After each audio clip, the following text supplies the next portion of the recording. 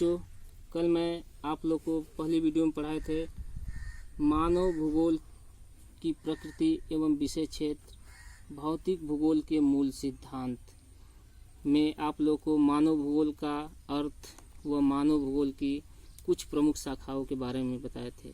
आज पुनः उससे आगे चलते हैं। हम मानव भूगोल को परिभाषित करते हुए उसकी प्रकृति को समझाइए। मानव भूगोल की परिभाषाएं। मानव भूगोल की परिभाषाएं निम्न विद्वानों द्वारा दी गई है। फ्रेडरिक रेटजेल के अनुसार मानव भूगोल मानव समाजों और धरातल के बीच संबंधों का संश्लेषित अध्ययन है। ओके, पुनः एक बार देख लीजिए। मानव भूगोल मानव समाजों और धरातल के बीच संबंधों का संश्लेषित अध्ययन है। कुमारी एनल चर्चित सैंपल के अनुसार, यह जो है रेटजेल की शिष्या है, उन्होंने बताया था मानव भूगोल अस्थिर पृथ्वी और क्रियाशील मानव के बीच परिवर्तनशील संबंधों का अध्ययन है। पुनः एक बार देखिए, मानव भूगोल अस्थिर पृथ्वी और क्रियाशील मानव के बीच परिवर्तनशील संबंधों का अध्ययन है।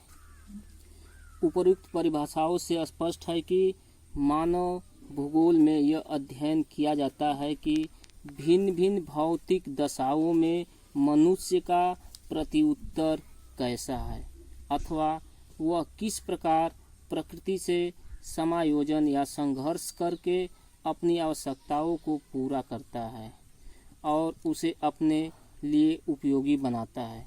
यह तभी संभव है जब थोड़ा मानव का प्राकृतिकरण हो और कुछ प्रकृति का मानवीकरण हो।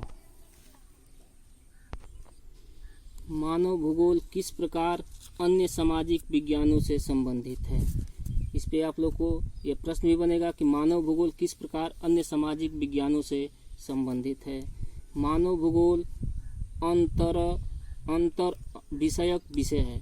मानव भूगोल अंतर विषयक विषय है क्योंकि यह मानव और पर्यावरण के अंतर संबंधों का अध्ययन करता है।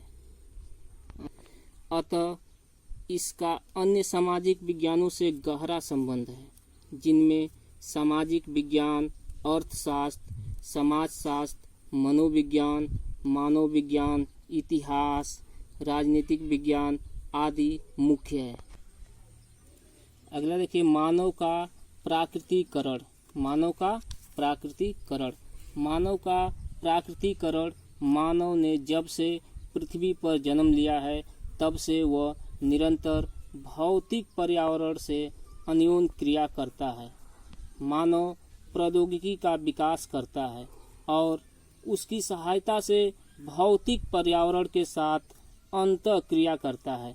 मानव सभ्यता के प्रारंभिक काल में प्रौद्योगिकी निम्न स्तर पर विकसित थी और मानवीय क्रियाकलापों पर प्राकृतिक पर्यावरण के तत्वों का प्रभाव अधिक था।